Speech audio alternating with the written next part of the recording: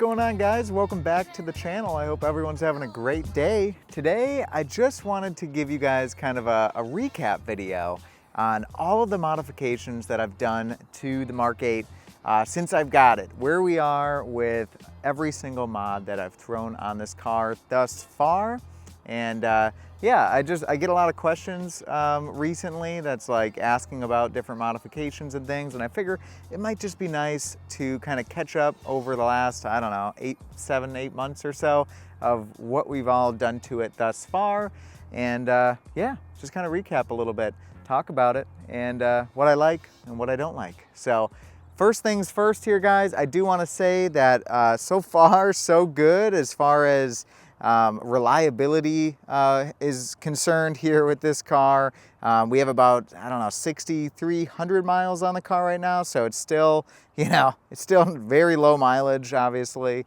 So I'm crossing my fingers we're good. We don't have to make use of the warranty for anything and things like that. So reliability has been good so far. No real hiccups or anything like that. I have had one thing though that has happened since owning this car.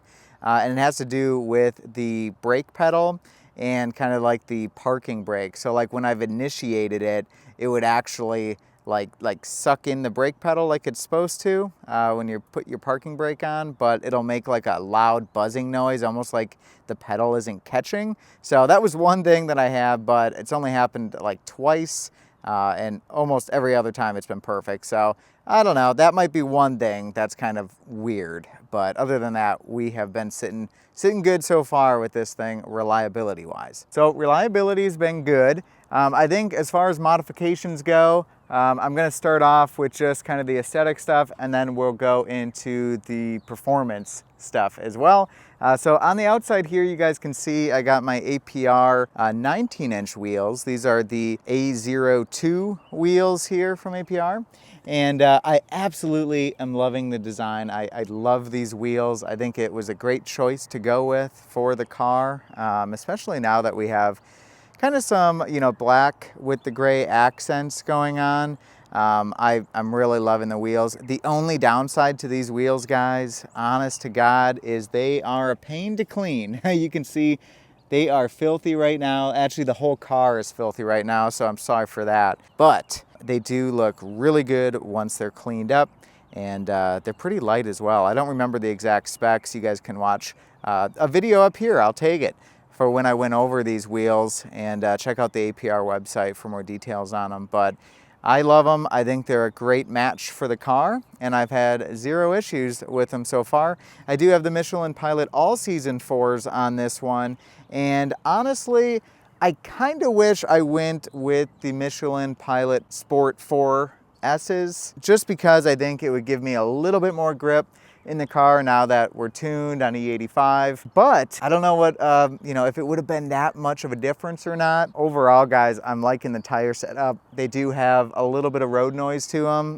but overall, I'm liking them. So if I would do it again, I think I would go the same direction. The only thing is that these like have a sidewall that really taper in, and I kind of like a more squared off sidewall. So I'm not sure, if it's just, I think the Michelin Pilot Sport 4S's do that as well. So maybe Continentals or something else. They have a little bit different sidewall. As far as the other exterior stuff, you guys probably know if you watched some of my videos as of late, we did some badge skins. We have the front emblem here. Don't worry about all the bugs. I just hit a bunch of them, and I gotta clean this thing. So we got the badge skin overlay in the front. We have the side markers. I'm sorry, not the side markers. We have the mirror turn signals. We tinted those as well. And then along the back, we have these little rear markers that we tinted with badge skins. And then of course, the badge in the back as well. So everything there has been great. I haven't had any issues. Oh yeah, this is where the side markers are. Geez, Tyler. Yes, we did these as well. It turned out pretty darn good, and I do really love them. So the badge skin stuff on the car is holding up great. No problems there.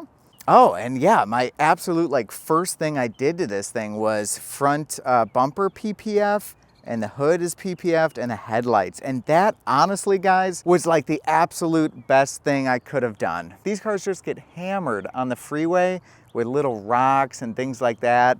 And so I've had one rock, and man, you can see, look at all the bugs and crap on here. It's absolutely disgusting. But I had one rock hit here and it tore through the PPF. But other than that, it's been absolutely great. And, you know, road trips and stuff like that, just driving to work in Atlanta here, you know, it's like a little bit of an extra peace of mind that we have that PPF on there. So it's not perfect. It's not like, you know, you can't, you know, get damage on the front end of your car with PPF, but it gives you that little bit of extra reassurance that there's something else there for you. We also did the entire car in Adams graphene ceramic coating. That one I have a video up as well. That was a bigger project, but 100% worth it again, guys. The washing of the car is so much easier when you have a ceramic coating on the car. And I do think that it does protect the paint a little bit. Of course it does from like the bird droppings and stuff, but even just when drying the car, you know, I like to use air for the most part when I'm drying it, but I will go back over it with a towel, and, you know, I haven't noticed any, you know, swirl marks, anything like that. But again, I don't take this car's never been through an actual car wash, you know, so it's only been me hand washing it. But ceramic coating, absolutely thumbs up. So far, so good with that. Now moving our way to the side of the car here, we have our Z-Aero spoiler that we did an install video on. And so far this thing is holding up just fine. I'm really liking the look of this thing on the car. It does add just that extra dimension that I think the GTI kind of needs to add a little bit more of that sporty aspect to it. So it's doing good. It's extremely lightweight and flexible. You can see the Z-Aero little bubble badge there, which is kind of cool. But yeah, nothing really bad to say about this. You know, it's doing its thing for a couple $100. I think this is an awesome way to go. It's not, you know, the Golf R OEM wing here, the GTI Club Sport, you know, which costs like $1,000 plus, but it looks pretty darn good, I think, especially from the back. It gives the rear end of the car kind of a nice aggressive look, which I like. Now, I guess, you know, while we're at the back end of the vehicle here, you can see the huge 5-inch tips we got out back from AWE, of course, one of the sponsors for the channel. And I started off with the touring setup on this car. If you've watched that video, you'll know that. We installed the touring edition from AWE, and that exhaust setup was great. I think it's kind of meant, I would say, for like an OEM plus kind of build. You'd have about 20%, 25% louder than stock, but it's not a super aggressive exhaust. You get a nice low tone to it, but there's absolutely zero drone with that setup. So if you're looking for a setup like that, I do recommend the Touring Edition. But I did, since installing that Touring Edition, I actually bought the track conversion kit, and I installed that as well, and I'm absolutely loving the sound of the track. If you guys have been watching the channel for a while, you guys know I've had some louder cars. I don't mind a little bit louder of an exhaust. The EcoBoost had a Flowmaster exhaust on it with the Scavenger Y pipe, and then when we had the Mustang GT, I had an MBRP system on that car, and that thing was loud. So I don't mind a little louder exhaust systems on my cars. So the Track Edition, honestly, when I got it, you know, there's a little drone to it around 3,000 RPMs, but other than that, guys, I think it's great. You know, but I'm happy, I'm super happy that I have both setups, because if we start, you know, going down the power road here and making more power, we're gonna have to throw a downpipe on the car. And once we do that, I think with the Track Edition, it's gonna be way too loud. So we're gonna have to convert back to the Touring Edition once we put a downpipe on it. I just don't wanna be that loud cruising around.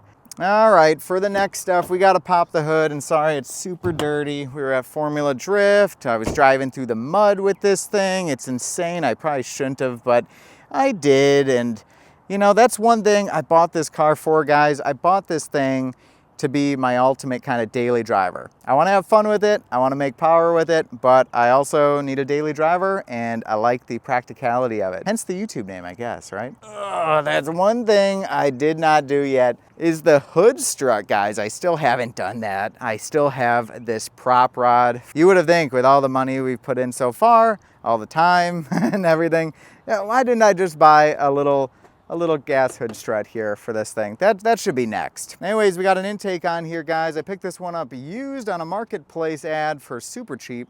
It's the APR, of course. And this one is a bittersweet for me. On the video I did, the video's done pretty well, and I think it's because a lot of people have this exhaust or consider it, because value for the money, it's very good. Like open intake if you want, for like 300 bucks, you get the turbo inlet, the piping, everything. And if you want a cover on it, that's like 100 bucks. So for $400, you get a nice intake setup. And if you want to go crazy with the carbon fiber and all that stuff, you can do that and spend more money on that if you want. The issue I'm having though is I'm having a lot of oil leaking from that turbo inlet pipe.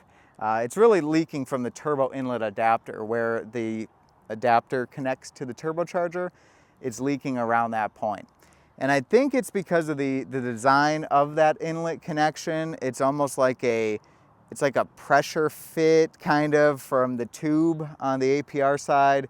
It's not the tightest connection is what I'm trying to say to the turbocharger when you actually put that in. I am considering other intakes now. I don't know how I feel about sticking with the APR one. I love APR as a company. I think they make great stuff, but this one I'm not 100% about. So I've been considering other options. I've seen like the 034 open intake. I think that one looks and sounds incredible. Unitronic, I love their intake as well. So we might do that.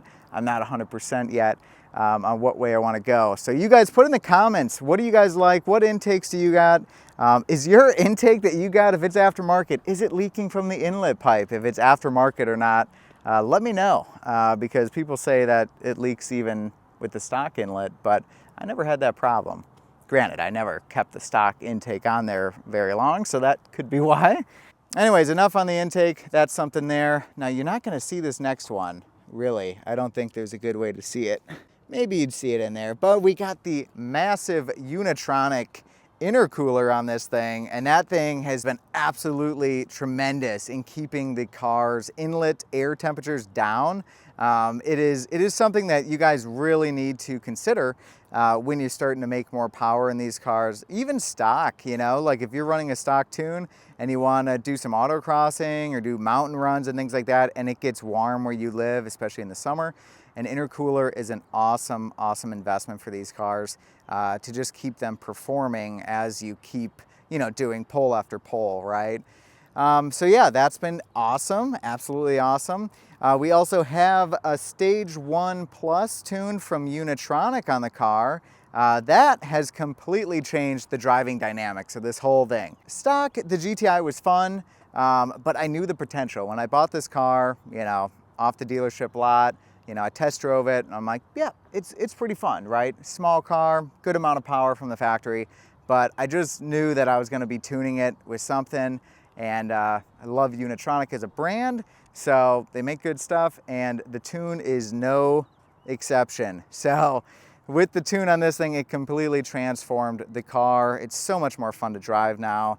And you might see a little module here, which is really dirty at the moment. This is the Uniflex module here, and this is the sensor for E85 to be able to run their Flex file on the car here. So now, if you missed that video, I did a video on that as well. We can run anything from 93 octane all the way to E85 and then any mixture in between without changing maps on the car. You know, it just does it automatically, and it is super convenient. So if you guys if you have E85 by you or near you and you want to take advantage of that power, go Uniflex, man. It's a super convenient setup. And the car now on E85, when I drive it, it's like, oh, that's how it's supposed to be. It feels amazing. So when I go back to 93, I kind of miss, you know, driving it on E85 because you get like 40 more horsepower. just from the E85 alone. So super cool, guys. That is the power mods there, I think. I don't think I'm missing anything. Nope, I think that's it. I think that's all. I had to double check if I missed anything. If I missed something, I'll throw it in the comments or something. I do have the APR lowering springs on this as well, which I missed talking about in the walk around. And these, you know, they're pretty decent. I think I would want the car a little lower normally. I kind of struggle with that a little bit of if I want to go lower with maybe a different setup of springs, or if I, you know, we'll just get coilovers at some point in time and put the car on those, and then I'll be able to adjust it for whatever I want. But I think daily driving the car with the APR springs on it, fantastic. I also have a rolled curb driveway, which is not good. So this just clears the way it is. So I think overall it looks pretty darn nice, and I'm overall happy with them. They do ride really well. I'm trying to think if I missed anything real quick, and I don't think so. I do have some paddle shifter extensions. I did do a video on that as well, so feel free to look at my channel for those, but they've been doing good. You can see them in there, maybe. They're over there, they're doing good. I kind of saw some ones that have like the magnetic kind of connection in the back, and I might just end up putting those on the car at some point. They're kind of more clicky, and I think that might be kind of cool. So yeah, she's coming along here, guys. I don't think I've missed anything. Like I said, if I did, I will put that in the video description. As far as next modifications go, I have a video that I'm going to be releasing soon. It's going to be kind of addressing a few things that I've learned. I actually took the car for its first like autocross event recently, and so I learned a few things here that I think the car could greatly benefit from. A couple more mods here, just a few more mods. I don't have a problem, okay? I might have a problem. Anyways, yeah, so we got a video coming up that's going to be discussing the autocross experience that we did here, and a few more things that I think the car could benefit from if we take it back for another session, another autocross session. So anyways, guys, that's just a little recap of what we got going on with the GTI as of right now. If you guys like this video, make sure you give it a big thumbs up for me. That would be greatly appreciated. And if you want to stick around for more mods in the future, more adventures with the GTI, then make sure you subscribe up to the channel, because we got a lot more stuff coming your way. Anyways, with all that being said, I'll stop talking now. You guys have a great day, and we will catch you in the next video. Bye.